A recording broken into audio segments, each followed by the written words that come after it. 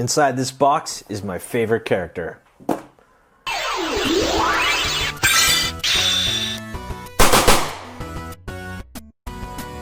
What's up, everyone? Thank you for joining us once again on the D-Star01 channel. I'm your host, Dexter Arafiles. And of course, we can't fit a giant anime character inside this box, but what we can fit inside of this box is an SH Figuarts Dragon Ball Super Trunks. This is one of the figures that I've waited for a long time. I pre-ordered him from Toy Ninja, and I happened to get him. I got him in the brown box version. I believe this is the brown box version is a Japanese only type thing. So this is really cool. I really like that, but it's not about the box. It's all about what's inside. And of course here we're looking at the box. It looks fantastic. Of course we got that Tamashii Nation seal of quality showing that it is the real deal. And I can't wait to pose him, especially with the giant key sword. That looks really cool. So enough of me talking. Let's get this guy open. Can't wait to see what's inside and get him to pose and everything. We're going to talk about paint and detail, articulation and scale, and of course accessories. So let's let him open and let's see some first impressions of this action figure. So the one thing that's different from other Trunks from Dragon Ball Z, I noticed, is that this Trunks hair is more like Bulma's hair, where it's like a bluish purple, where this is more like a purple blue. You know what I mean? Like this one's definitely more blue than this one. This, by the way, this is Xenoverse Trunks. And that's kind of what I was really hoping for, that they'd get it accurately, according to the anime. And he looks really solid from what I've been seeing so far. So let's look closer and let's see what's going on here. Wow, look at this face. It is now properly shaded. I know that the earlier, newer Dragon Ball Super figures, they were a little more pale. This one looks very tan, looks very accurate to the anime. And let's look at the back hair here. I love how that hair looks. Just look at that. It looks fantastic. And of course, we got the Capsule Corp patch on his arm there. It doesn't look that good, to be honest. As you can see, there's some paint bleed right there. But that's probably the only bad thing I have to say about this figure. Everything else looks fantastic. The jacket looks very accurate, very good. I like that there's actual shading on the pants. It's kind of like a dark with a gradient to the darker gray, which is really nice. And the boots look worn, kind of like that dark yellow. And I really, really enjoy that. So far, paint and detail is really good. But we have a little special guest here.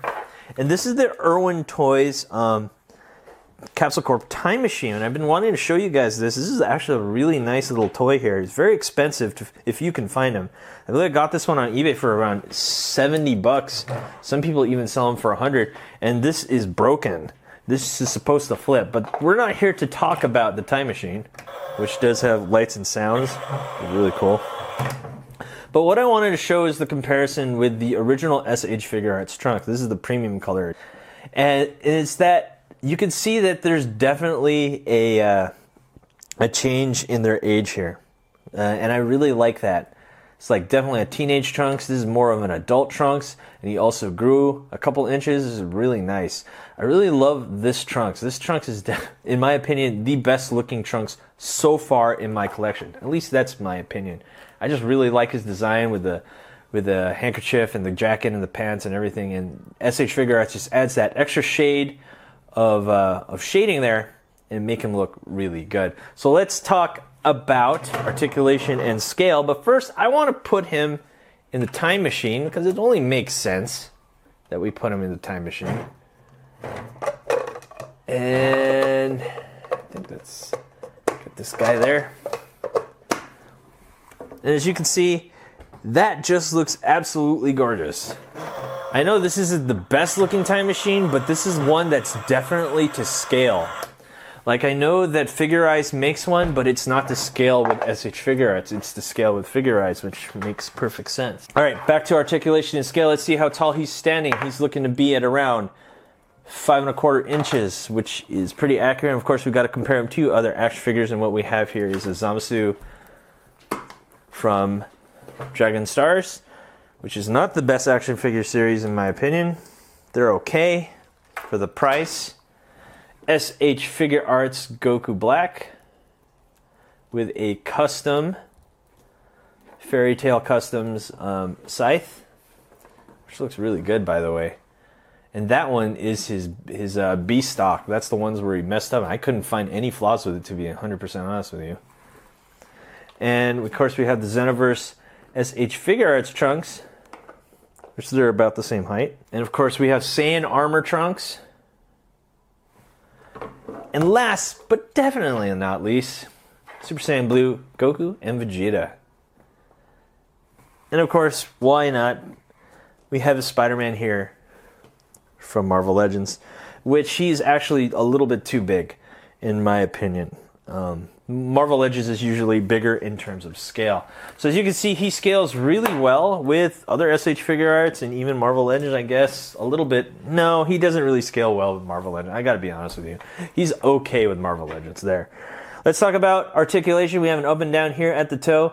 We have an up and down here at the ankle. We also have a double jointed knee. We have that Fighting Body 3-point joint, which is really nice. Always love these joint types. And we have 2 here at the midsection for a solid ab crunch. We have somewhat of a butterfly joint. Yes, we do. We have butterfly joints, so that means he can hug himself, which is really cool.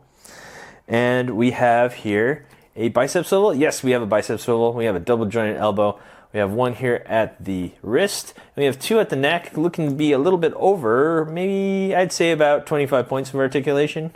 All you know is that he's over 20 points of articulation, therefore he poses really well, as you should expect from SH Figuarts. So let's talk about his accessories, which is one of the reasons why I bought this. This is a really cool accessory set. You get Super Saiyan head, we get a different face for the Super Saiyan head, an extra face for his powered down head. We get 1, 2, 3, 4, 5, 6, 7 extra hands. Of course, we got the sword, the broken sword, the power sword. We got his ki blast there. And then I believe that ki blast is the Gallic gun. Yeah, I think that's the Gallic gun ki blast. I think. Correct me if I'm wrong. And of course, we got the sword sheath here. And I'm so psyched. Let's look at the one accessory that I've been looking forward to the most, is his sword. Now, this is his standard sword. Standard sword, nothing special. We got the green, like, wrapped handle there. And we got a nice metallic sheen on the blade.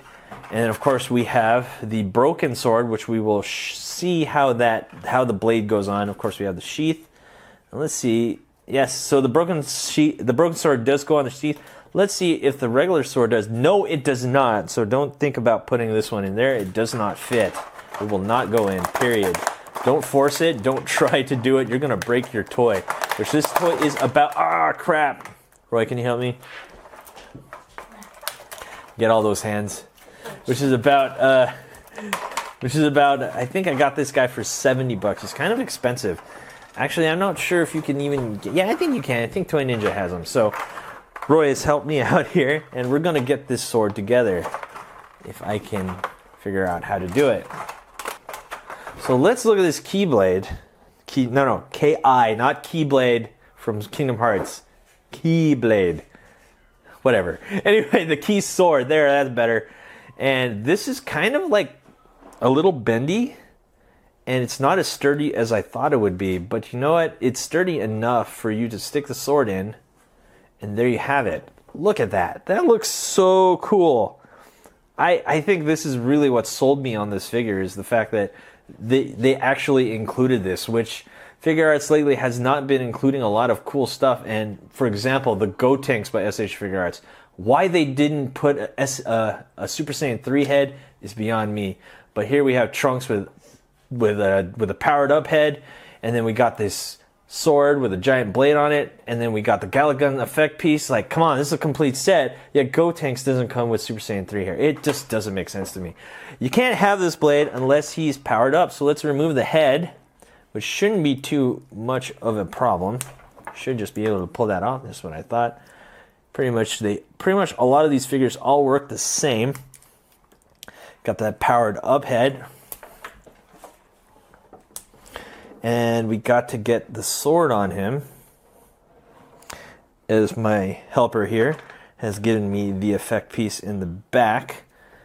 And let's see, how does this sword work? So it doesn't look like, it doesn't look like I can. When all else fails, go to the manual. Since this is an unboxing, I'm not too sure how to get this on him. Okay guys, I'm back. And all you gotta do is pull this off right here. This is a closed, like a grip fist.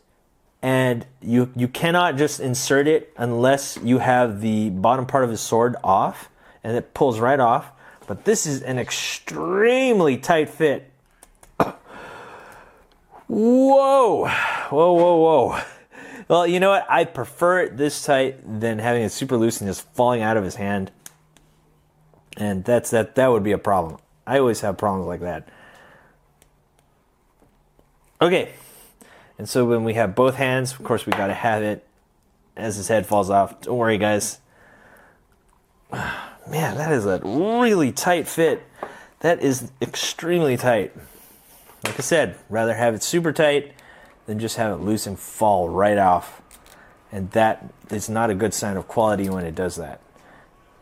Well, this head needs to be plugged in a lot better. There we go. And now, let's get the sword on. Come on, head.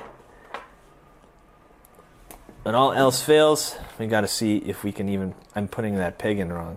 So, this is what I like to do. See, yeah, I was.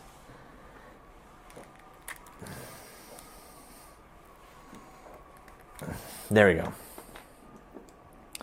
So removing the face and the hair will give you a confirm on that, putting the head on straight. And of course, the final move, bam, there you have it.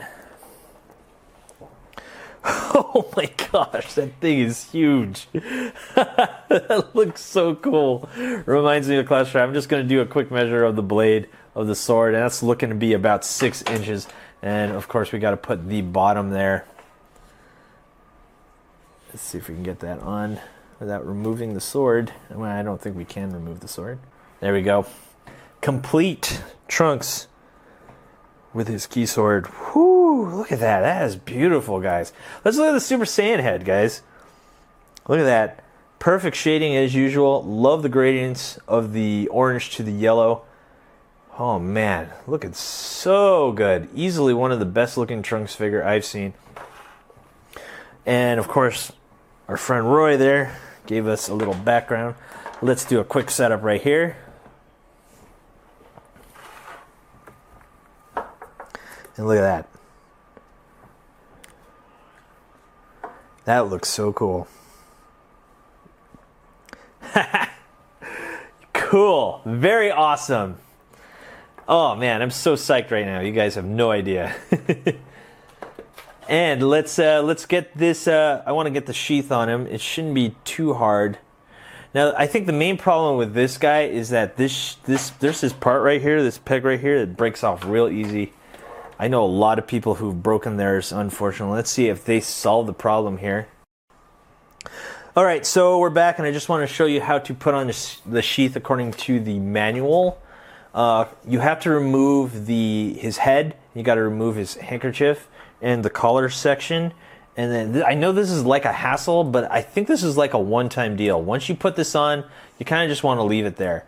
And of course, we have that shoulder joint, which plugs right in, which I believe that's still a weak point. So guys, don't mess with this too much. Just a fair warning. I broke mine already. I had to super glue it. Not this one, but of the younger future Trunks. Yeah, that one I had to fix. So, unfortunately. And you just put that back on, and you put the head back on. And again, you want to make sure that's confirmed in. And let's take off the head and the face. You know what? Since we're doing this anyway, let's do a quick face swap. And this is the other face that you get. This is the side-looking face, and let's look closer at that.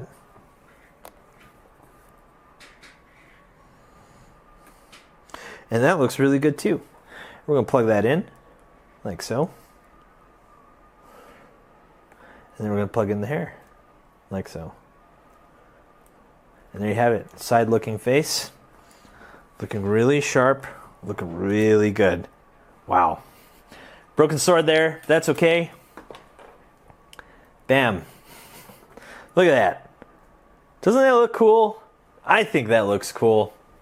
Okay, so before we end the video, there's still a couple more things we have to look at here. Let's look at this face right here. And this is the yelling face that goes on here. And let's just look at that. I'll probably put this in the B-roll at the end. Plug that face in.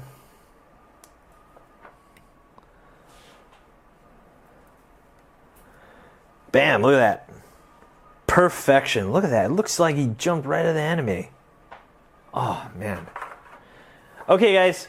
I'm going to come up with a conclusion of this figure. Yes, he's worth the buy. He's worth $70 in my opinion. He looks absolutely amazing. Easily one of my most favorite Dragon Ball Super, actually no, favorite Dragon Ball in general action figure right now. He just looks absolutely amazing. I can't get enough of this figure. Oh my gosh. Guys, you have to pick him up if you can find him. Obviously, you can probably find him at Toy Ninja or other retailers out there. I don't think he should be that hard to find at this point. But yeah, so good. Even he bounces really well too, to my surprise, even though that sword's a little bit heavy. So yeah, there you have it. Anyway guys, thanks for watching. Don't forget to rate, comment, and subscribe, and I'll see you guys next time.